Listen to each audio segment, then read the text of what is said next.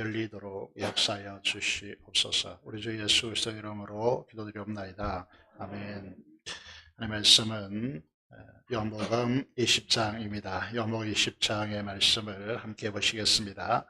1절부터 10절의 말씀을 함께 보시겠습니다. 요한복음 20장 1절에서 10절의 말씀 함께 보도록 하겠습니다.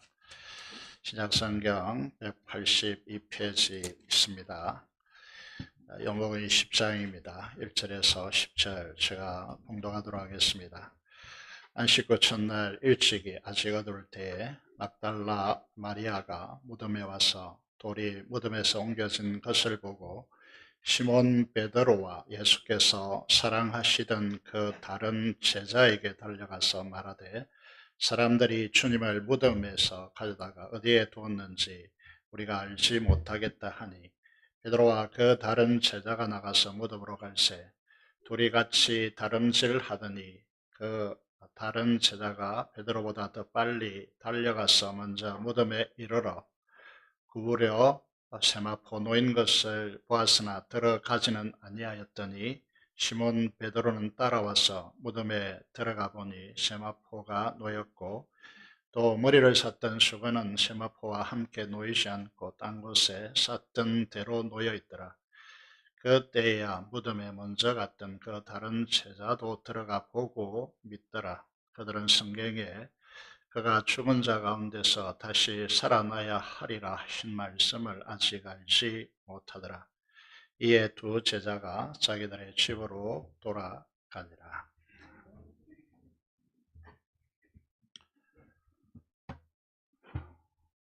2022년도 부활절이죠.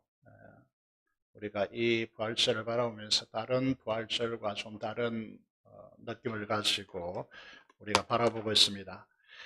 오늘 이 말씀을 통하여서 부활, 그것은 새로운 재창조의 날이라고 하는 제목으로 하나님의 말씀을 선포하고자 합니다. 부활의 주님을 만났다는 소식을 들었지만은 예수님을 죽인 유대인들을 두려워하며 물을 걸어 잠그고 있는 제자들에게 오셔서 주님이 평강을 선포하시죠. 너에게 평강이 있을지어다. 오늘 우리도 신앙 양심으로 이 세상에 살기에 버거워서 부활의 신앙의 문을 잠그고 이 세상 한가운데 억압받는 우리들에게 이 부활의 아침, 부활의 이 날을 통하여서 평강이 선포되기를 원합니다. 오늘 화면에 보시면 히브리어로 살롬, 평강을 살롬이라고 이야기하는데 주님께서 평강을 선포하신 것처럼 우리가 그동안 3년이 넘게 억압 가운데 있던 우리의 심령에 하나님의 평강이 넘치도록 우리가 주님의 이름으로 평강을 선포하시면 좋겠습니다. 옆에 좌우로 보시면서 평강이라고 평강하십시오라고 그렇게 인사하시면 좋겠습니다.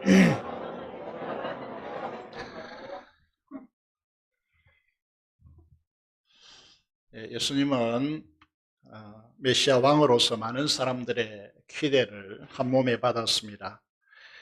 그 이유는 잘 아시다시피 많은 불치의 병들, 시각장애인, 걷지 못하는 자, 귀신 들린 자들, 불치병들을 고쳤기 때문이죠.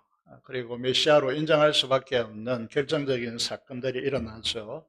그것이 오병이어로 이제 오병이어의 기적이라고 해도 다 알아들을 것으로 생각합니다. 오병이어 기적, 그리고 예루살렘 바로 밑에서 일어났던 죽은 지 4일 만에 다시 부활시킨 나사로 사건은 예수님이 메시아 왕임을 대중들이 확신하게 되었죠. 그래서 성경에 예언된 대로 예수님께서 나귀 새끼를 타시고 예루살렘으로 입성할 때 어떻게 했습니까? 수많은 사람들이 환호하고 자기의 겉옷을 벗어서 길에 펼치고 올리브 나무 가지를 손에 들고 다윗의 자손으로 오시는 메시아를 환영하고 호산나, 어떤 놈이죠? 주여 우리를 구원하소서 외치는 것입니다. 그런데 예수님께서 이 예루살렘 성전에 들어가셔서 어떻게 하셨습니까? 성전 청결 사건을 일으키십니다. 그동안 이제 대제사장들과 또 바리새인들 이런 분들이 예수님 때문에 골치 아팠습니다.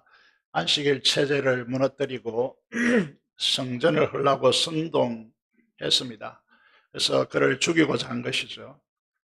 결정적인 사건은 바로 이 정치 종교 지도자들이 대제사장들과 서기관들이 이 성전으로부터 환전 그리고 장사하여서 막대한 이익을 보고 있었고, 로마로부터 차치권을 부여받아서 그들은 이제 권력과 명예를 쥐고 있었습니다.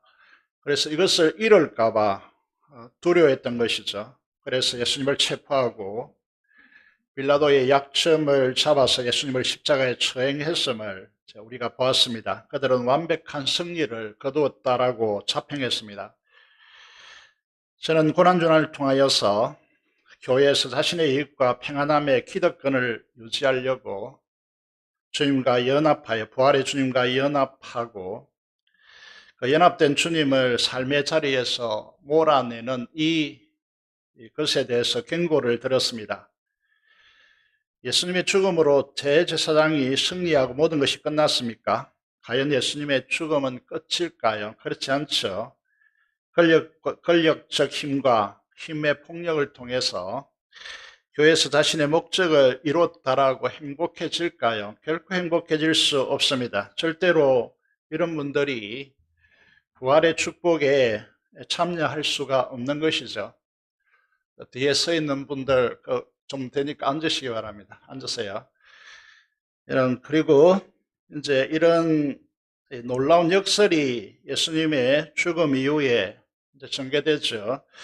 주님의 십자가 처형을 자세히 들여다보시면 놀라운 현장을 이제 목격할 수 있습니다. 일상적으로 로마 군병들이 집행하던 대로 십자가 처형이 이루어지지 않습니다. 다시 말해서 간행대로 움직여지지 않는 것이죠. 그래서 하나하나 따져 들어가 보니까 충격적인 사실이 하나하나 드러나기 시작한 것입니다. 그것이 무엇입니까? 그것은 성경에 예언된 대로 정확하고 정밀하게 이루어진 충격적인 사실을 맞이하게 되는 것이죠. 다시 말하면 그 당시에 일상적으로 십자가 처형에서 일어나는 간행대로 이루어진 것이 아니고 그것에 따라서 처형된 것이 아닙니다. 그래서 성경에 예언된 대로 하나하나가 철저히 이루어져 갔다는 것이죠. 그래서 성경은 어떤 책이죠? 성경은 예언으로 가득 차 있습니다. 그것이 그 예언이 성취되는 방식으로 성경이 기록되어 있다는 것이죠. 그래서 이사야 34장 16절의 말씀을 보시면요, 하나님이 짝을 이사야 선지자를 통하여 말씀하십니다. 무슨 말씀이죠? 예언하시고 그 예언된 대로 성취된 짝이 있다는 것입니다.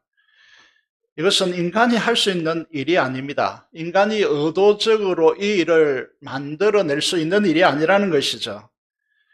여러분, 이것은 성령 하나님께서, 하나님의 영, 성령께서 이것들을 모으셨다, 이루어서 성취하셨다, 이렇게 말씀하고 있는 것이죠. 메시아에 대한 성경의 예언은 800여 개입니다. 그 중에서 예수님 생애와 관련해서요, 300여 개가 구약에 예언되어 있고 그것이 하나하나 다 성취되었습니다. 여러분, 특히 예수님의 고난과 십자가의 죽음과 부활에 이 예언은 집중되어 있다는 것이죠. 이 화면을 보시면요,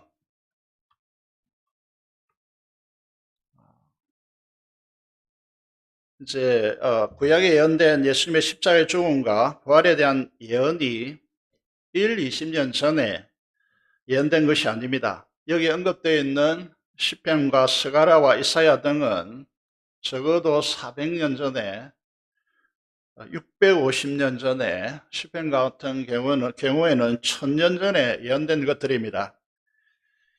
예수님은 나귀 새끼를 타고 예루살렘에 입성할 것이고 모함받고 침뱉음을 당하고 사람들에게 폭행을 당하실 것과 통상적으로 로마 군병들이 십자가 처형하면서 죽은 여부를 확인하기 위해서 그 뼈를 꺾는데 다리뼈를 꺾죠.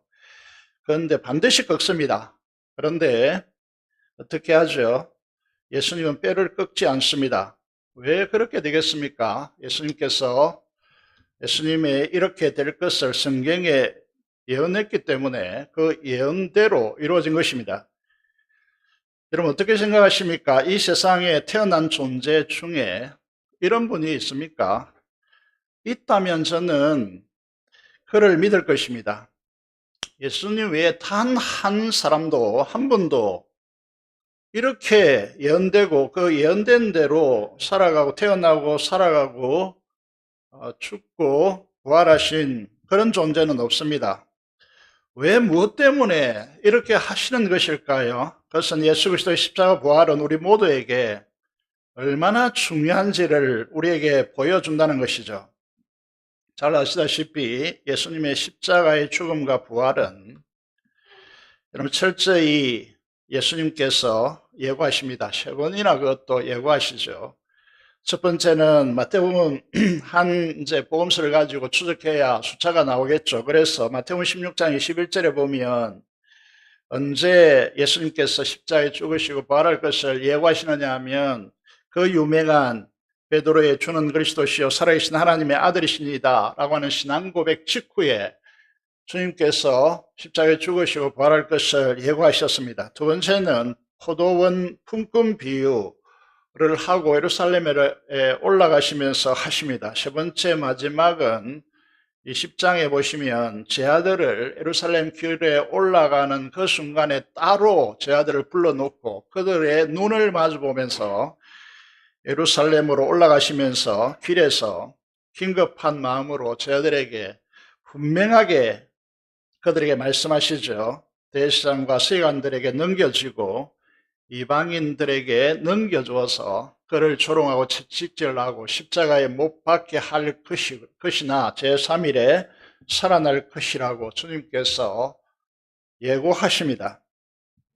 우리가 의문이 드는 것이 무엇이냐 하면 이렇게 많은 예언과 그 성취로 오신 예수님께서 제 아들의 눈앞에서 하나님이 아니면 할 수 없는 그 놀라운 표적들을 제 아들이 목격했음에도 불구하고 그들은 그들에게 이 십자가의 죽음과 그 상황을 구체적으로 예고하시고 그대로 되어지고 다시 사흘 만에 살아나셨습니다.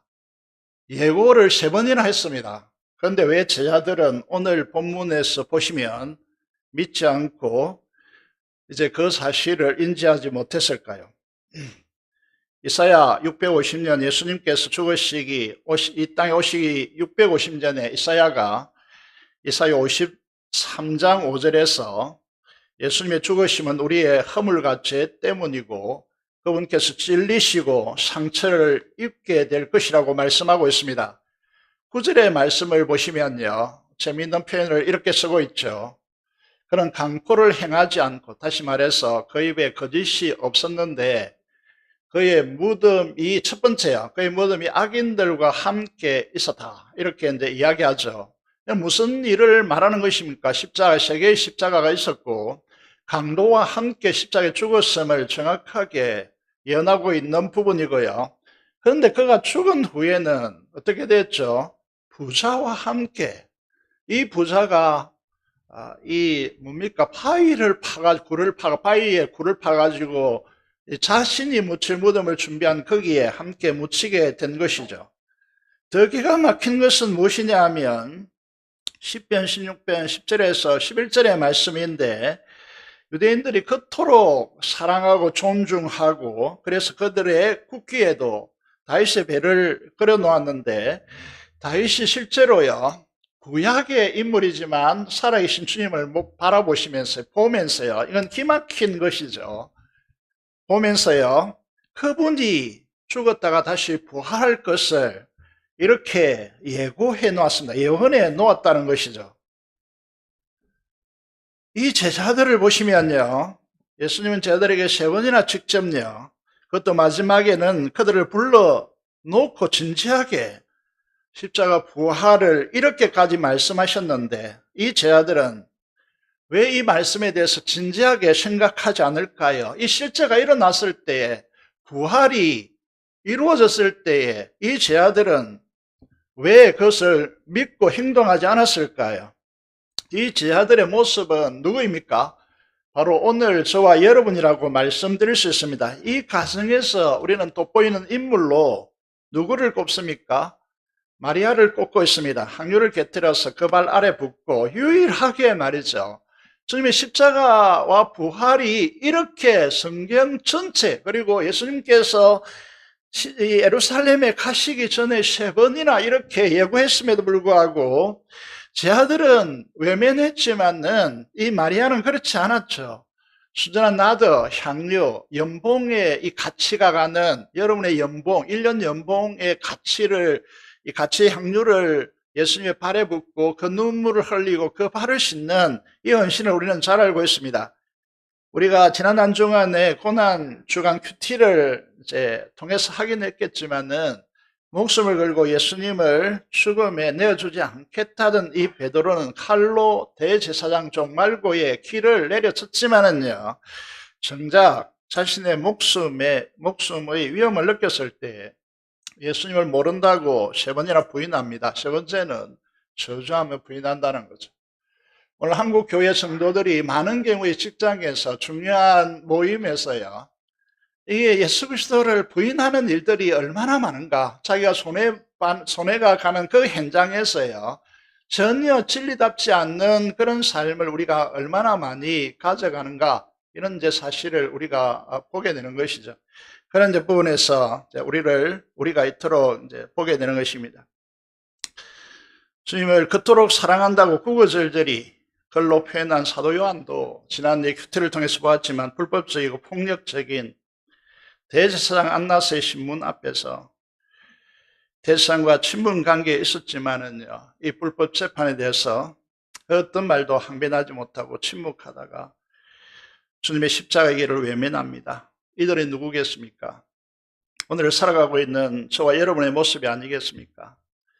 왜 우리들에게 이 부활절이 필요할까요?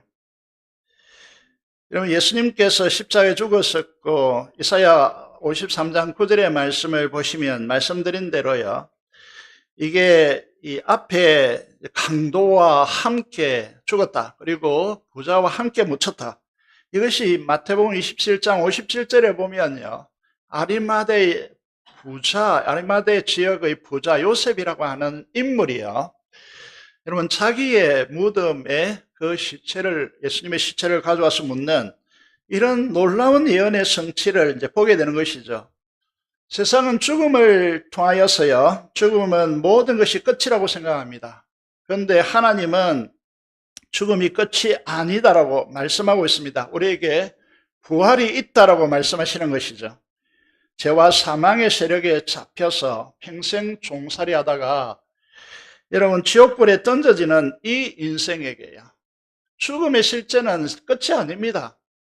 죽음 이후에 심판이 있고 지옥불이 기다린다고 말씀하는 것이죠. 이 인생의 가장 최고의 희망의 복음은 무엇이겠습니까? 유일한 희망은 무엇이겠습니까? 그것은 부활이라는 것이죠. 그래서 오늘 20장 1절에 보면요, 안식 후 첫날, 날이 밝았습니다. 날이 아직 어두울 때에 누가 이 새벽에 예수님의 무덤을 찾아갑니까? 막달라 마리아입니다. 그곳에 도착해 보니까 무슨 일이 일어나 있었죠? 이 무덤을 막고 있는 이 큰 돌이요, 이제 옮겨져 있었던 것이죠. 이곳은 어떻게 이제 되어져 있었죠? 이곳은 어떻게 되어 있었습니까? 원래 로마 군병이 지키고 있었습니다. 여러분, 그런데 이 지진이 일어나가지고 이 돌문이 열리고, 그러니까 경비병들이 도망쳤죠. 그런 이런 상황 가운데서 이 돌이 굴러져 있으니까 막달라 마리아는 이 사실을 보고요, 어떻게 합니까? 즉각적으로 달립니다. 어디로 달립니까? 베드로와 요한에게 달려가는 것이죠.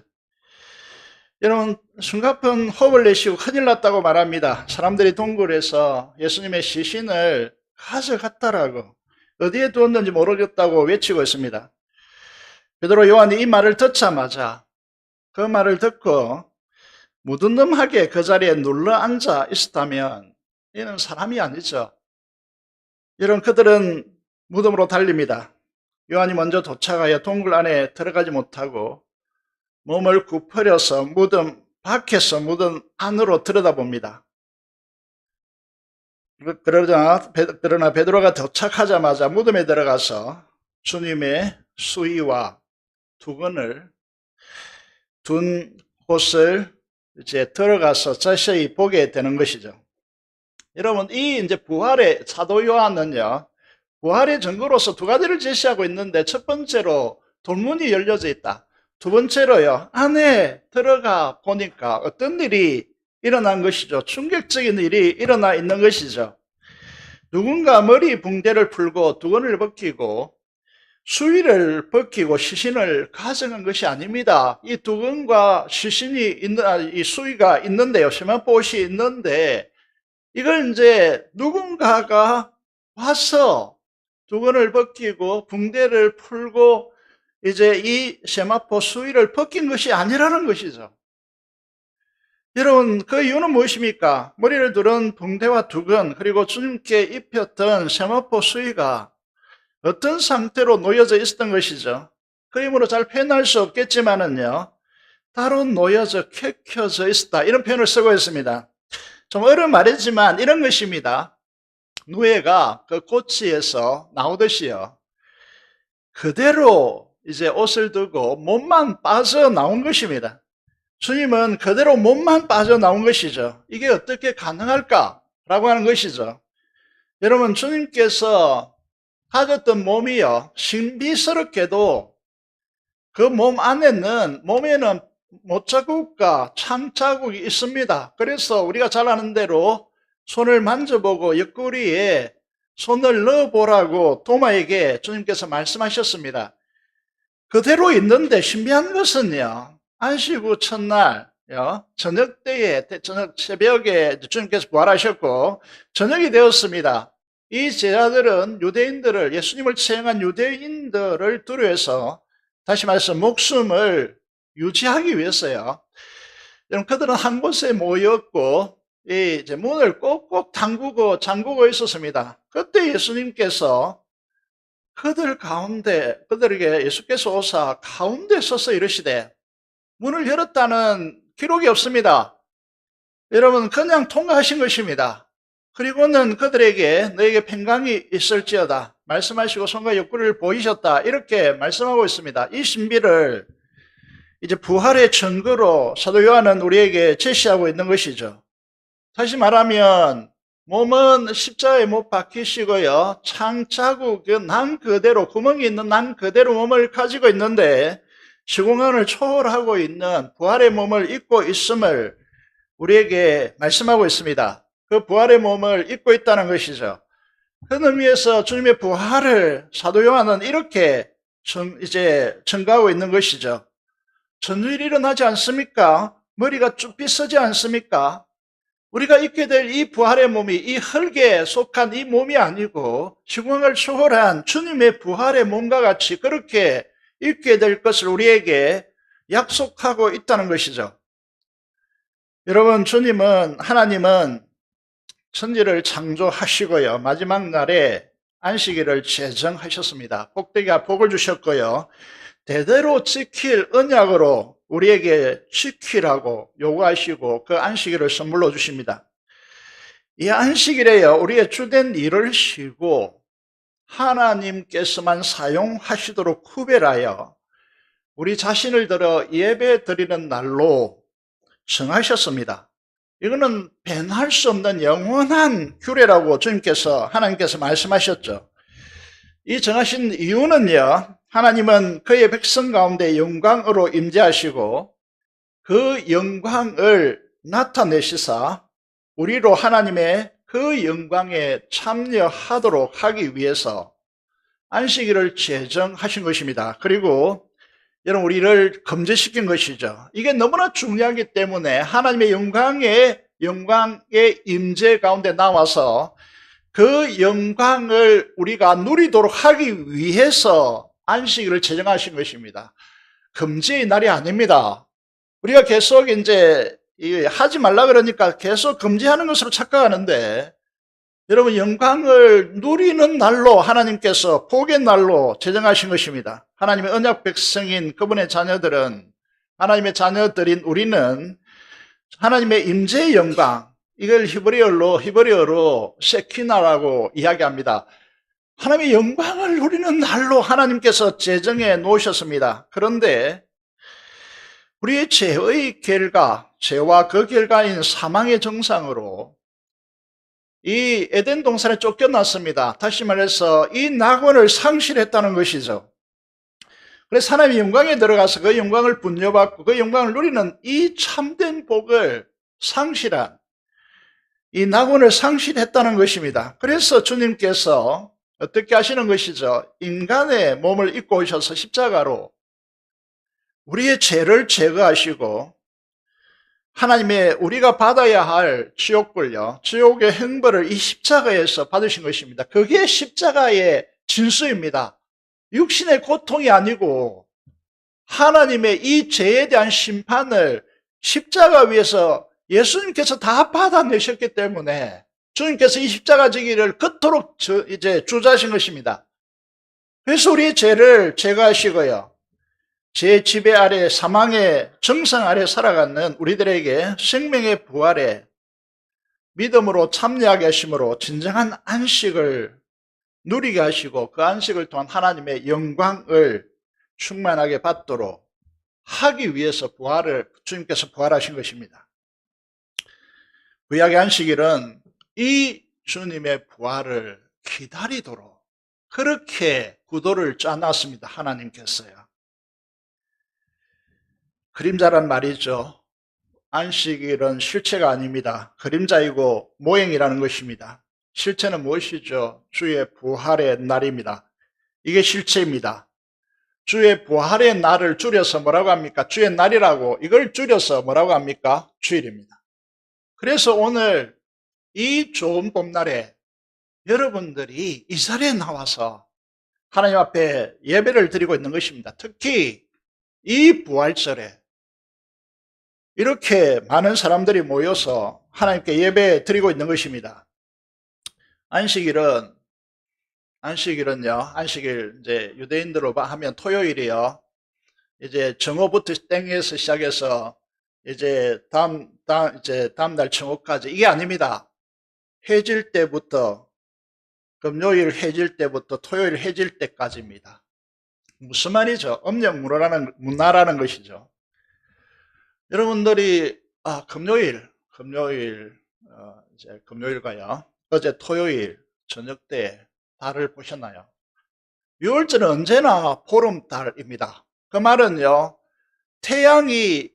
태양과 이 지구 사이에 달이 들어올 수 없는 기간입니다. 그래서 여러분, 이제 예수님 십자가에 못 박힐 때 태양이 빛을 잃었다, 이렇게 표현하는데요, 계기, 일식, 이런 개념 전혀 잡히지 않는 이제 그 날이라는 거죠. 반드시 보름달이 뜨게 되어 있습니다, 여기에.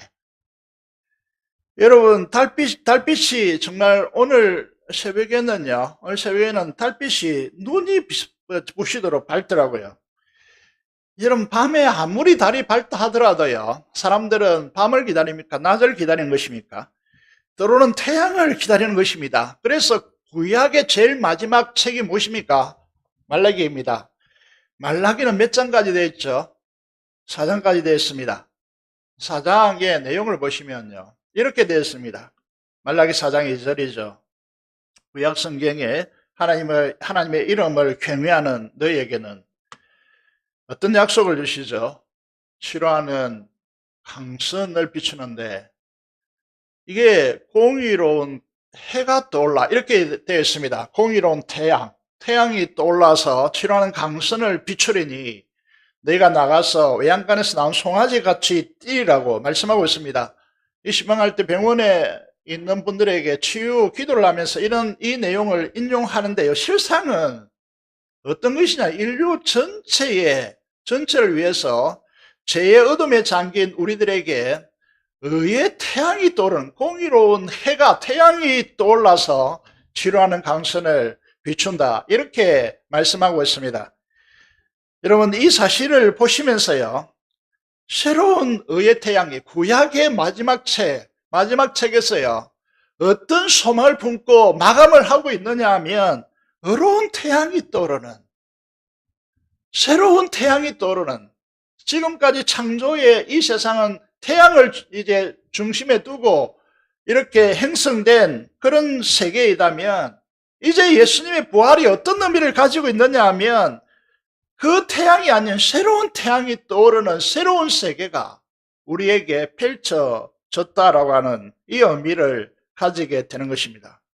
그렇다면 마지막으로요, 이 부활의 실제 역사가 어떻게 열리고 누구에게 열리는가라고 하는 것입니다. 여러분, 우리가 오늘 읽은 요한복음 20장에서 주목해야 될 단어가 있습니다. 그것은 이제 동사인데요. 무엇일까요? 계속해서 반복되고 있는 한 단어가 있습니다. 그것이 이제 왜 사도 요한이 이 부활장, 요한복음 20장에서 이 단어를 계속해서 반복하고 있을까?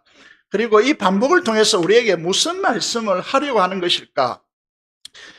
부활의 주님이 우리 안에 생생하게 살아있고, 주님의 음성이 우리에게 들리고, 그 음성을 따라서 우리가 주님께 순종하는 부활의 삶을 살아가는 사람들은 누구일까? 여러분, 우리가 이제 이 부활의 아침에 우리가 질문해야 될 것이 무엇이냐 하면, 부활의 주님께서 우리 안에 살아계신가? 그리고 살아있다면 그 부활의 주님의 음성을 듣는가? 라고 하는 이 중요한 질문을 이제 우리가 던져야 하는데, 그렇지 않다면 죄송합니다만 이 다 가짜이기 때문에, 여러분, 이건 이제 이렇게 생각하면 심각해지는 거죠. 그죠? 여러분, 이렇게 질문해 볼 수 있습니다. 이 자리에 나오신 여러분은 부활하셨다는 것은 살아있는 존재이죠. 보이지 않지만 살아있는 존재가 여러분 안에 살아계시고, 살아있다면 주님께서 말씀하시는 대로 양은 그 목자의 음성을 듣는다고 이야기하죠. 주님의 음성이 여러분에게 들립니까? 그리고 그 음성에 따라 순종하며 여러분들이 주님을 따르고 있습니까? 이 중요한 질문이 우리에게 중요한 시금석적인 우리의 자태라고 하는 것이죠. 그게 들리기 위해서 뭐가 필요하다는 거죠. 사도 요한은요, 부활의 주님을 목격한 사람입니다. 그 부활의 주님을 목격하고 부활의 주님으로 살아가기 위해서 뭐가 중요하다는 거죠. 여기에요. 글씨가 좀 작아서 죄송한데, 여기에 보시면요, 여러분 20장 1절에요, 막달라 마리아가 무덤에 갔습니다. 항류를 가지고 갔죠. 막달라 한 사람만 간 게 아니고 대표자로 기록되어 있다라고 학자들은 보고 있습니다. 돌이 굴려진 것을 보다, 왔다, 동사가 이제 적혀있습니다. 그리고 이걸 이제 보고 충격적으로 이제 달려와서 베드로와 요한에게 이야기하는데, 요한이 먼저 달려가서요, 무덤 밖에서, 구리니까 그 밖에서 이렇게 구부러서 들여다보았습니다. 이게 막달라 마리아가 굴려진 돌을 보았다. 혹은 이제 요한이 달려가서 무덤 안에 들어가지 않고 이렇게 밖에 서서 안으로 들어보다, 이게 보다라는 단어를, 똑같은 단어를 헬라를 쓰고 있습니다. 그런데 베드로와 요한이 이제 도착해서 베드로가 먼저 들어가고 요한이 뒤따라가서요, 안에 들어가서 예수님의 두검과 세마포를 본 이 보다라는 단어는 다릅니다. 다른 단어를 쓰고 있습니다. 그리고 보고 그들이 믿었다라고 할 때 8절에도 이제 6절과 같은 단어를 쓰고 있고, 막달라 마리아가 첫 번째 보다라는 단어와 달리 다시 막달라 마리아가 와서 무덤에 와서 세마포 보고 예수님을 만났을 때 그 보다는 다른 단어를 사용하고 있다는 거죠. 이 단어가 다릅니다. 우리나라는 번역을 똑같이 다른 어떻게 이렇게 번역할 수 있는 단어가 없기 때문에 항상 한계를 느낍니다. 이게 하나님 나라의 이 백성으로, 하나님 나라로 사는 사람들의 한결 특징은 언어의 부족함요, 이걸 느낄 수밖에 없습니다. 그건 다르다는 거죠. 이 말씀을 이 사도 요한이 요한복음 20장에서 부활의 주님을 증거하면 핵심적으로 사용하고 있는 단어입니다. 저 생각보다 시간이 좀 흐르고 있겠지만은요, 너무 중요해서요. 여러분, 이 말씀을 왜 드리느냐라고 하는 것이죠. 요한복음 17장, 14장, 17장까지 너무나 중요한 유언 같은 말씀이다. 이렇게 말씀을 드렸고요.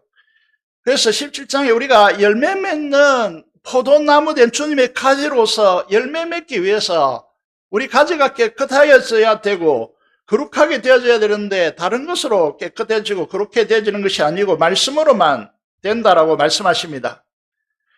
여러분, 제가 말씀드린 대로 이 두 단어를 비교하면서요, 여러분, 멀찍이 관찰하고요, 그냥 손님적으로 이렇게 말씀을 대하는 사람에게 부활의 주님과 그 음성이 열리지 않는다는 거죠. 더 중요한 것은 주님께서 그토록 우리에게, 부활의 주님께서 우리에게 주고자 하는 주님의 생명과 하나님의 나라와 의와 평강과 그 하나님의 나라가 우리에게 보여지고 펼쳐지지 않는다는 거죠. 오늘 한국 교회가 이거에 굉장히 이제 문제점을 드러내고 있다는 거죠. 그래서 말씀을 제대로 들여다보려고 하지 않는다는 것이죠. 그래서요, 여러분, 성령 하나님의 역사로 말씀을 통해서 주님, 부활의 주님을 보고 그 음성을 듣고 데오레오라고 하는, 보다라고 하는 말씀을 통하여서요, 주님의 음성을 듣고 부활의 주님을 목격하고 인생을 부활의 생명과 부활의 증인으로 하나님의 나라로 전적으로 자기 인생을 변화시키는 새로운 창조에 걸맞는 우리 인생의 대반전의 역사가 일어나기 위해서요, 우리에게 필요한 것은 무엇이냐 하면 말씀에 대한 우리의 자세, 태도라고 하는 것이죠. 저 언제나 말씀드립니다. 신앙은 우리의 태도에 달려있다고, 자세에 달려있다고. 특히 하나님의 말씀을 대하는 태도에 우리의 신앙은 전적으로 달려있다라고 제가 말씀을 드립니다. 진리의 가장 중요한 핵심은, 말씀의 중요한 핵심은 무엇입니까? 주님의 십자가 부활입니다. 이거를 우리가 지식적으로 머리로 한다, 이건 택도 없는 이야기입니다. 가슴으로 경험적으로 알아야 됩니다. 그래서 우리는 주님의 십자가를 경험하라라고 하는 책이 있는데요, 지난 주간에 제가 이 금요일도 소개해 드렸습니다. 여러분 좀 읽어보시고요, 우리가 대한 말씀에 대한 태도요, 오늘 이게 뒤에 무슨 일이 일어나가 좀 혼란스러운데요, 집중되지 않아서 죄송합니다만은 여러분, 우리가 집중하기를 원합니다. 오늘 이 화면에 집중하기를 원합니다. 여러분들은 성경을 보고 있잖아요. 우리 다 보고 있습니다. 근데 보는데요, 억지로 읽어내고 겨우 하루에 넉 장조차도 읽어내지 못하고 하나님 말씀에 대해서 이렇게 집중하지 않고 성경책을 듣고 있다면 여러분에게 하나님 나라가 열릴까요? 부활의 주님이 여러분 생명의 주님으로, 살아있는 주님으로 우리에게 열릴까요? 여러분, 이 사실을 우리가 파셔야 된다는 거죠. 사도 요한이요, 요한복음을 통해서 진리를 14장부터 17절까지 유언과 같은 주님의 말씀을 이렇게 해놓고 거기에 십자가 정밀하게 다가오도록 다 이렇게 말씀의 장치를 통해 정밀하게 다가오도록 해놓고 십자가의 주님을 만나도록 해놓고요, 부활의 주님을 만나서 핵심적인 단어로 보다라고 하는 이 말씀을 우리에게 제시하고 있습니다. 여러분, 제가 이 화면을 자꾸 비춰드리는 이유는 우리의 모습이기 때문에 그렇습니다. 자연 속에 있는 나무들요, 물 속에 물과 함께, 수분과 함께 태양이 없다면 어떻게 되죠? 이 푸르름의 생명의 한의를 이 자연 세계가 펼치겠습니까? 펼칠 수 없죠. 말라기 4장 2절의 말씀대로요, 요한복음 1장 4절의 말씀대로 의의 태양이시고 생명의 빛 대신 부활의 주님께서 우리 영혼에게 생명의 빛으로 비추지 않는다면, 이게 실제가 우리에게 일어나지 않는다면, 우리에게 의의 태양께서 펼치는, 부활의 주님이 생명의 빛으로 펼치는 이 대자연의 한의와 같이 우리에게서 하나님의 나라의 열매로 나타나는 의와 평강과 희락이라고 하는 이 엄청난 푸르름의 영적인 대한의가 우리를 통해 일어나겠습니까? 의의 태양이 비추지 않는데 이곳에 오는 사람들이 우두충충하고요. 얼굴빛이 어둡고요. 생명의 한의가 일어나지 않는데 왜 이곳에 오라 합니까? 그렇지 않습니까? 그만큼 부활의 주님이 중요하다는 것이죠.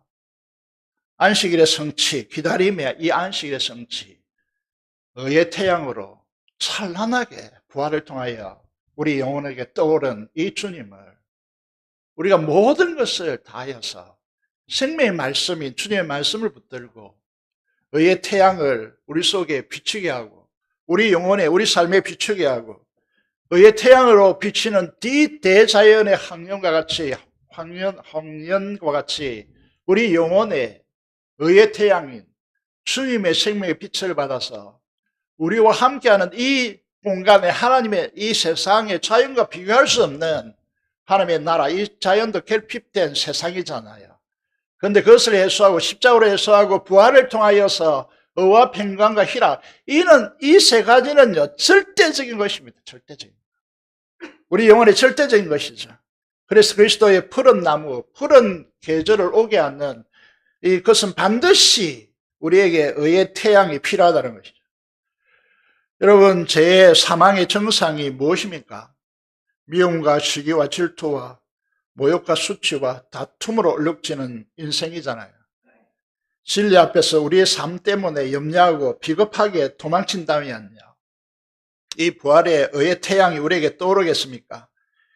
제 사망의 정사로 고통받는 꽃비에 매여있는 송아지와 같은 우리들요. 여러분, 대자연이 밖에 펼쳐져 있는데 꽃비에 묶여져 가지고 꼼짝하지 못하는 이 송아지의 모습이 부활의 주님을 만나지 못한 인생들의 모습이라는 사실을 우리가 기억해야 한다는 것이죠. 어떻게 살아갑니까?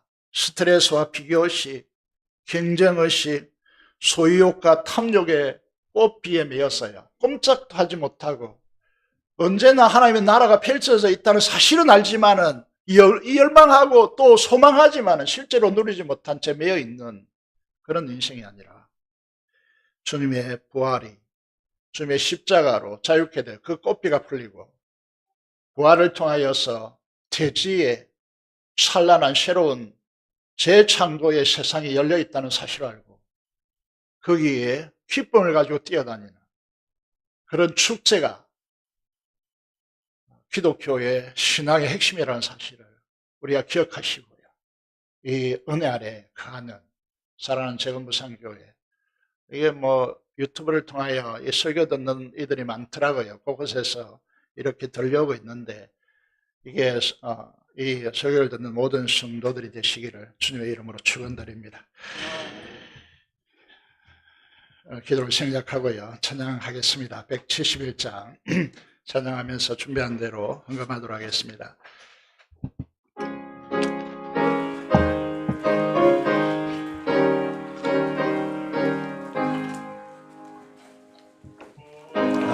하나님의 독생자 예수 날 위하여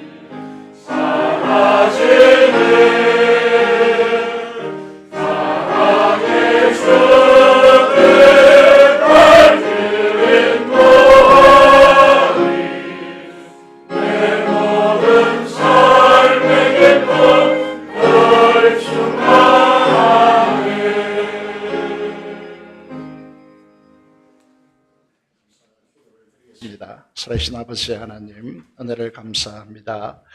이 부활의 날에 저희들을 불러주시고 부활의 말씀을 듣게 하심을 감사하며, 살아계신 부활의 주님께서 의의 태양이 되셔서 새로운 하나님의 나라를 우리에게 열어주셨음을 기억하고, 부활의 주님으로 성령 충만하여 말씀으로 사는 은혜의 사람들 되어질 수 있도록 하나님께서 축복하여 주시기를 간절히 손을 들이며, 우리 성도들의 하나님 앞에 드리는 이 헌금들을 하나님께서 축복하여 주시고, 주님과 11조 목장을 따라 주께 드리는 이 주님께 드림을 연락하여 주시고, 아버지 하나님, 그들의 생업 터전과 하나님 삶을 두 손들어 축복하여 주시기를 간절히 소원을 드립니다. 감사로 주께 기도하며 감사하는 주의 이 감사를 흠량하여 주시고 두 손들어 축복하여 주시기를 간절히 손을 드리며, 모든 것이 다 하나님의 은혜이고 하나님의 손길임을 기억하고 하나님께 드리는 이 드림을 연락하여 주시옵소서. 감사를 드리며 우리 주 예수 그리스도 이름으로 기도드리옵나이다. 아멘.